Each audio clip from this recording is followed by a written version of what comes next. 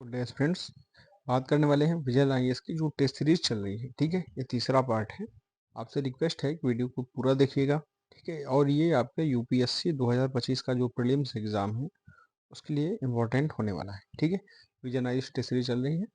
चलिए शुरू करते हैं बिना देर करते हुए चीज़ों को। क्वेश्चन नंबर 31 है, निम्नलिखित कथनों पर विचार करना है। ठीक है, कथन क्या है? तमिलनाडु का तट जो है दक्षिण पश्चिम मानसून की बंगाल की खाड़ी का शाखा के समानांतर स्थित है।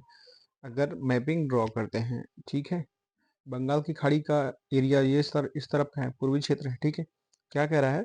मानसून दक्षिण पश्चिम मानसून इस तरफ का एरिया बंगाल की खाड़ी शाखा के समानांतर है। ठीक है, इस एक ये समानांतर है, ये सही है। तमिलनाडु का तट जो है, पहला ऑप्शन तो सही है। दूसरा क्या है? तमिलनाडु तट दक्षिण पश्चिम मानसून की अरब शाखा के वृष्टि छाया क्षेत्र में है, ये भी सही है, क्योंकि जो अरब सागर की शाखा है ये पश्चिमी घाट पे है। ठीक है, पश्चिमी घाट पे है। और तमिलनाडु की जो नीलगिरी की पहाड़ियां होती हैं वो इसके वृष्टि छाया प्रदेश में ही आती है। तीसरा क्या है? बंगाल की खाड़ी में चक्रवाती तूफान का आना। ये क्या दिखाता है? चक्रवाती तूफान जो होते हैं वो कभी कभी घटित होने वाली वायुमंडलीय परिघटनाएं होती हैं। ठीक है, ये तमिलनाडु की शुष्कता इस स्थिति प्रकृति का कारण नहीं बनते। ठीक है, इसलिए ये जो है तीसरा वाला कथन गलत होगा। क्या क्या सही है इसमें? पहला और दूसरा सही है। बात करते हैं मानसून की। जो अब मानसून वर्ड आता है, मानसून क्या है? मानसून के बारे में बात करें तो ये एक मौसमी पवनें होती हैं जो हर 6 महीने के बाद पवन की दिशा से पूरी तरह उत्क्रमित हो जाती हैं। ठीक है, यह एक जटिल परिघटना है। यह मुख्यतः स्थल और जो समुद्र है उसके तापांतर के कारण होता है। ठीक है, स्थल और समुद्र के तापांतर के कारण मानसून की उत्पत्ति होती है। आइए क्वेश्चन नंबर 32 देखते हैं। हिमालय और प्रायद्वीपीय नदियों के संदर्भ में निम्न कथनों पर विचार करना है। पहला कथन क्या है? हिमालयी नदियां 12 मासी होती हैं, जबकि प्रायद्वीपीय नदियां मौसमी प्रकृति की होती हैं। ठीक है, दूसरा कथन क्या है? प्रायद्वीपीय नदियां सामान्यतः सीधे मार्ग का अनुसरण करती हैं, जबकि हिमालयी नदियों में नदी विसर्ग प्रवाह पाया जाता है। ठीक है, इन दोनों को जानने से पहले हिमालयी नदियों और प्रायद्वीपीय के बारे में बात करते हैं। तो हिमालयी नदियों को बात करें तो ये इसका उद्गम जो होता है ऊंची हिमालय की श्रेणियों से होता है, जबकि प्रायद्वीपीय नदियों का उद्गम जो होता है वो किससे होता है? प्रायद्वीपीय पठार से होता है। ठीक है, प्रायद्वीपीय पठार से होता है। हिमालयी नदियों का उद्गम ग्लेशियर वगैरह से होता है। ठीक, इसमें जो मेजर अंतर है यही है। अगर हिमालयी नदियों की बात करें तो ये नदियां गहरी बी आकार की घाटियों से होकर प्रवाहित होती हैं, जिन्हें महाखड्ड या गार्ज कहा जाता है। ठीक है, महाखड्ड या गार्ज कहा जाता है। उसके साथ साथ ये अपने तट के जो जो तल है इनका, उसके कटाव मतलब ड्रॉ कटिंग से भी ये निर्मित होती है। ठीक है, ये पूर्ववर्ती नदियां हैं, मतलब हिमालय के उत्थान के पूर्व से होती हैं। आइए अब ऑप्शन एलिमिनेशन करते हैं। तो हिमालयी नदियां प्रकृति में क्या होती है? 12 मासी होती हैं, ये सही है। अर्थात इन नदियों में पूरे वर्ष जल प्रवाह बना रहता है। ठीक है, इन नदियों में मानसून और बर्फ पिघलने से क्या होता है? जल की प्राप्ति होती है, इसलिए पूरे वर्ष जल प्रवाह बना होता है। और प्रायद्वीपीय नदियां क्या होती हैं? ये मौसमी प्रकृति की होती है। ठीक है, इनमें क्या होता है? कैसे होता है? इनमें जो जल होता है ये मुख्यतः वर्षा के ही माध्यम से प्राप्त होता है, कोई ग्लेशियर वगैरह से प्राप्त नहीं होता। अतः ये जो होती है ये मौसमी प्रकृति की होती है। दूसरा कथन देखते हैं, दूसरे में क्या है? प्रायद्वीपीय नदियां सामान्यतः सीधे मार्ग का अनुसरण करती है। ठीक है, प्रायद्वीपीय नदियों के मामले में अगर देखा जाए तो इनकी जो होती है वो कठोर चट्टानी सतह होती है। ठीक है, पठार और गैर जलोढ़ प्रकृति के कारण इन नदियों के जो विसर्पों का निर्माण होता है वो नहीं होता, बहुत कम गुंजाइश होती है। किसके कारण? इसकी जो चट्टानें होती है, प्रवाह क्षेत्र वो बहुत कठोर होता है। ठीक है, जबकि हिमालयी नदियां की बात करें तो हिमालयी नदियां जब मैदानी इलाकों में प्रवेश करती हैं तो उनके जल प्रवाह में कमी हो जाती है। ठीक है, गति में कमी हो जाए, गति में अचानक कमी आने से ये नदी विसर्पों का निर्माण करती है। ठीक है, तो इस हिसाब से देखें तो दोनों सही है, पहला भी सही है, दूसरा सही। हिमालयन नदियां 12 मासी होती है, ठीक है, ग्लेशियर और वर्षा के कारण। जबकि प्रायद्वीपीय नदियां मौसमी होती है, क्योंकि उनको मानसून यानी वर्षा से ही जल की प्राप्ति होती है। ठीक है, दूसरा भी सही है। हिमालयी नदियों में क्या होता है? नदी विसर्प पाया जाता है, मैदानी भागों में जब प्रवेश करती हैं तो ये विसर्पों का निर्माण करती है। जबकि प्रायद्वीपीय नदियां के जो तल होते हैं वो बहुत कठोर या जो पठारीकृत होते हैं ऐसे होते हैं, इसलिए वो नदी विसर्पों का निर्माण नहीं करती। इसलिए पूछा है कौन सा सही होगा, तो इसका सही आंसर क्या है? ऑप्शन नंबर सी इसका सही होगा। अगला क्वेश्चन है, भारत में कर्क रेखा निम्नलिखित में से किन राज्यों से होकर गुजरती है? नॉर्मल सवाल है। गुजरात है, छत्तीसगढ़ है, त्रिपुरा है। ध्यान दीजिएगा, यहाँ पे मणिपुर नहीं होगा, मणिपुर की जगह क्या है, मिजोरम है। ठीक है। भारत में 8 राज्यों से होकर कर्क रेखा गुजरती है। अगर कर्क रेखा के संदर्भ में बात करें तो ये कितने देशों से होकर गुजरती है, 17 देशों से होकर गुजरती है और भारत में 8 राज्यों से होकर गुजरती है। ठीक है। कर्क रेखा 23.5 डिग्री अक्षांश पे जो काल्पनिक रेखा है वो उसे एक कर्क रेखा माना जाता है। अब भारत में 8 राज्यों में किसके किसके साथ गुजरती है, गुजरात हो गया, राजस्थान हो गया, ठीक है, उसके बाद मध्य प्रदेश, छत्तीसगढ़, फिर झारखंड, फिर पश्चिम बंगाल, त्रिपुरा और मिजोरम। ठीक है।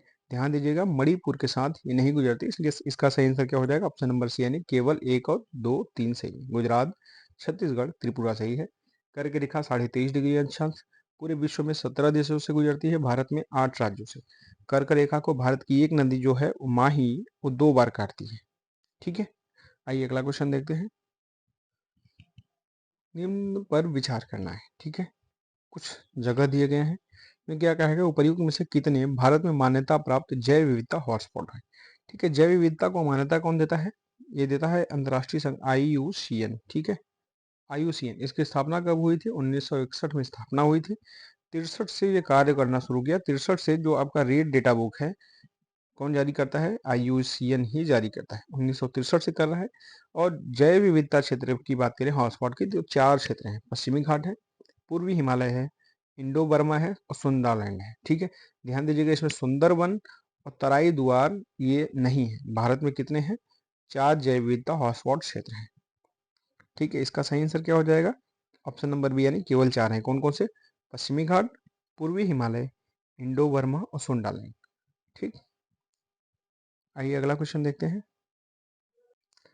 क्या 35, अंडमान और निकोबार द्वीप समूह के संदर्भ में निम्नलिखित कथनों पर विचार करना है। पहला क्या है, अंडमान द्वीप समूह और निकोबार द्वीप समूह 10 डिग्री चैनल द्वारा अलग होते हैं, सही है। दूसरा क्या है, ये द्वीप अंतः समुद्री पर्वतों के जल के सतह के ऊपर निकले हुए भाग या शिखर हैं, ये भी सही है। अंडमान में बैरन द्वीप है, वहां पे नारकोंडम नामक ज्वालामुखी है। ठीक है। तो ज्वालामुखी से जो चीजें बाहर आती हैं वो कठोर चट्टान बनती हैं। ठीक है। अग्नेय चट्टान, उसके रूपांतरण के कारण फिर अलग अलग चट्टानें बनती हैं। अगर दूसरे ढंग से देखा जाए तो क्या है, समुद्री पर्वतों की जल सतह से ऊपर निकले हुए भाग या शिखर है, ये भी सही है। तीसरा क्या है, अंडमान और निकोबार द्वीप समूह भारत की मुख्य भूमि के दक्षिण और पूर्व में स्थित है, तो ये भी सही है। अगर आप मैप देखेंगे तो भारत के इस एरिया में है अंडमान। ठीक है। अंडमान में क्या है, लगभग 550 से ज्यादा द्वीप हैं, 550 से ज्यादा द्वीप है, जिनमें से बहुत कम, मतलब 28 द्वीपों पर ही मनुष्य निवास करता है। ठीक है। 550 में से 28 द्वीपों पर ही मानव का निवास है।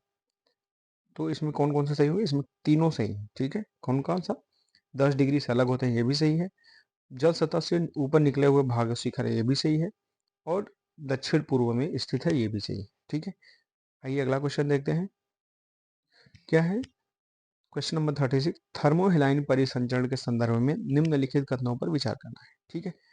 क्या है कथन, पहला देखते हैं, सतही महासागर ऊर्ध्वगमन मतलब जब ऊपर उठता है, और अधोगमन मतलब जब उसका जल नीचे जाता है, ऐसी प्रक्रिया में अपनी लवणता और घनत्व में अत्यधिक परिवर्तन करता है। ठीक है। तो ये गलत है, क्योंकि परिवर्तन नहीं करता, बल्कि ऐसे दशाओं में लवणता और जो घनत्व डेंसिटी वो स्थिर रहती है। ठीक है। तो पहला कथन क्या होगा, गलत होगा, परिवर्तन नहीं करता बल्कि स्थिर रहता है। दूसरा क्या है, थर्मोहेलाइन परिसंचरण की प्रक्रिया में ध्रुवों और उष्णकटिबंधीय क्षेत्रों के बीच जल का तेजी से आदान प्रदान सुनिश्चित करती है। तो ये तेजी से आदान प्रदान नहीं करती, ध्रुवों और उष्णकटिबंधीय क्षेत्रों के बीच में जो जल का आदान प्रदान होता है वो लगभग 100 से 150 या 200 वर्षों तक का समय लग जाता है। ठीक है। तो ये लंबी प्रक्रिया के बाद होता है, तो इसलिए दूसरा वाला वही कथन गलत होता है। ठीक है। और तीसरा देखते हैं, सतही महासागर जल की गति ध्रुवों तथा विषुवत रेखा के मध्य जल का अधिकतम स्थानांतरण होता है। ठीक है। ध्रुवों और विषुवत रेखा के मध्य जल का अधिकतम स्थानांतरण नहीं, बल्कि समस्त जल के सतही जल का मात्र 10% आदान प्रदान होता है। ठीक है। मात्र 10%, जबकि 90% महासागरी की जो गहराई होती है डेप्थ में वो नियत रहती है। तो तीनों कथन क्या है, गलत हो जाते हैं। ठीक है। पहले एलिमिनेशन करते हैं, अत्यधिक परिवर्तन नहीं करता बल्कि स्थिर रहता है। दूसरा, तेजी से आदान प्रदान नहीं होता बल्कि इसमें कई सौ वर्षों का समय लगता है। तीसरा, अधिकतम स्थानांतरण नहीं बल्कि मात्र 10% या 8 या 5% के आसपास ही होता है। ठीक है, तो तीनों गलत हो जाते हैं। क्या कह रहा है कथन में, इसमें कितने सही हैं, तो इसका आंसर होगा ऑप्शन नंबर डी, यानी कोई सही नहीं है इसका। अगला क्वेश्चन देखते हैं। क्वेश्चन नंबर 37 है, मूसी नदी के संदर्भ में निम्नलिखित कथनों पर विचार करना है। पहला क्या है, यह कृष्णा नदी की सहायक नदी है, सही है। दूसरा, विशाखापट्टनम इस नदी के तट पर अवस्थित है, तो यह गलत है। विशाखापट्टनम नहीं बल्कि इसके तट पे क्या है, हैदराबाद स्थित है। ठीक है, हैदराबाद। मूसी की बात करें तो कृष्णा की सहायक नदी है, सही है। इसे पहले क्या मुचकुंद नदी के नाम से जाना जाता था। इसका उद्गम कहाँ है, अनंतगिरी पहाड़ी से होता है। ठीक है, कहाँ से, अनंतगिरी पहाड़ी से होता है। इसके ऊपर दो जो है सागर बनाए गए हैं, दो परियोजनाएं चल रही हैं। कौन कौन सी, अगर बात करें तो एक हिमायत सागर है। ठीक है, एक हिमायत सागर है, दूसरा क्या है, उस्मान सागर। उस्मान सागर जो परियोजना है ये मूसी नदी के तट पे ही है। ठीक है, मूसी नदी पे उस्मान सागर, हिमायत सागर दोनों परियोजनाएं चल रही हैं। कृष्णा की सहायक नदी है। विशाखापट्टनम नहीं, हैदराबाद इसके तट पे बसा है।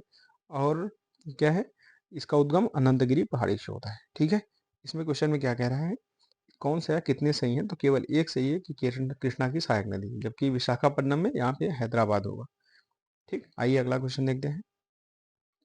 क्या है, हाल ही में प्रारंभ की गई योजना प्रधानमंत्री किसान समृद्धि सह योजना के संदर्भ में बात करना है। पहला कथन क्या है, यह प्रधानमंत्री मत्स्य संपदा योजना के तहत एक केंद्र प्रायोजित योजना है, तो ये गलत होगा। केंद्र प्रायोजित योजना नहीं है बल्कि केंद्रीय क्षेत्र की उप योजना है। ठीक है, सब प्लान है, केंद्र क्षेत्र की उप योजना है, जो न कि केंद्र प्रायोजित योजना है। दूसरा क्या है, इसका उद्देश्य मत्स्य पालन क्षेत्र को औपचारिक बनाना है। ठीक है, तो दूसरा वाला कथन क्या होगा, दूसरा वाला कथन सही है। तीसरा कथन क्या है, यह योजना मछुआरों, मत्स्य कृषकों, मछली पालन वाले, विक्रेता और जो सूक्ष्म और लघु उद्यम है, MSEM, ठीक है, सहकारी समिति, कोऑपरेटिव सोसाइटी, स्वयं सहायता समूह SSG और मत्स्य पालन मूल्य श्रृंखला में संलग्न अन्य व्यक्तियों को लक्षित करती है, तो ये भी सही है। अगर इसमें से देखें कौन सा सही है या कितना सही है, तो इसमें से केवल दो सही है, ऑप्शन नंबर बी, जबकि यह केंद्र प्रायोजित योजना न होकर के उप योजना है। ठीक है, केंद्र की उप योजना है। और दूसरा सही है, तीसरा भी सही। आइए अगला क्वेश्चन देखते हैं। एक नदी के संदर्भ में निम्नलिखित कथनों पर विचार करना है। कथन क्या है, इसका उद्गम तिब्बत में मानसरोवर झील के निकट राक्षस ताल झील से होता है। मानसरोवर के निकट क्या होती है, तीन झीलें होती हैं, सिंधु है, सतलज है, ब्रह्मपुत्र है। ठीक है, इसी के आसपास से तीनों नदियां निकलती हैं। तो राक्षस ताल की अगर बात करें तो राक्षस ताल ग्लेशियर से कौन सी नदी निकलती है, सतलज निकलती है। ठीक है, आपका क्वेश्चन यहीं से एलिमिनेट हो जाता है। यह एक पूर्ववर्ती नदी है, सतलज के बारे में सही है। तीसरा क्या है, यह सिपकिला दर्रे से होके बहती है, तो ये भी सही है। सिपकिला दर्रे से क्या से उत्तर पश्चिम दिशा में ये बहती है। ठीक है, इस एरिया में ऐसे निकल के उत्तर पश्चिम दिशा में होती हुई बहती है। ठीक, इस नदी के ऊपर ही प्रसिद्ध भाखड़ा नांगल बांध का निर्माण हुआ है। ठीक है, ठीक है, भाखड़ा नांगल जो बांध है वो सतलज के ही ऊपर है। ठीक, ये नैना देवी धार में जो बहुत बड़े गार्ज को काटती है, वहीं पे नैना देवी धार में भाखड़ा नांगल का निर्माण किया गया है। ठीक है, उसके बाद क्या है, ये अपनी आगे की यात्रा के दौरान रावी, चिनाब और झेलम नदियों का सामूहिक जल ले प्राप्त करती है। उसके बाद ये मिथनकोट में, ठीक है, मिथनकोट में, मिथनकोट से थोड़ा पहले मतलब 70 से 80 किलोमीटर पहले ये कहाँ पे मिल जाती है, सिंधु नदी में मिल जाती है। ठीक है, अगर इसकी कुल लंबाई की बात करें तो इसकी कुल लंबाई है 1450 किलोमीटर। ठीक है, और ये भारतीय क्षेत्र में कितना बहती है, 1050 किलोमीटर ये भारतीय क्षेत्र में बहती है। बाकी ये चाइना तिब्बत वाली क्षेत्र और पाकिस्तान के आसपास से क्षेत्र में बहती है। टोटल लंबाई 1450 है, भारतीय क्षेत्र में 1050 किलोमीटर की यात्रा करती है। ठीक है, कहाँ, मानसरोवर राक्षस ताल से होता है, पूर्ववर्ती नदी है, सिपकिला दर्रे से उत्तर पश्चिम दिशा में बहती है, तीनों सही है। ठीक है, इस कथन का आंसर सर क्या होगा, सतलज के बारे में। क्वेश्चन नंबर 40 देखते हैं। भूगर्भिक तरंगों के संदर्भ में निम्नलिखित कथनों पर विचार करना है।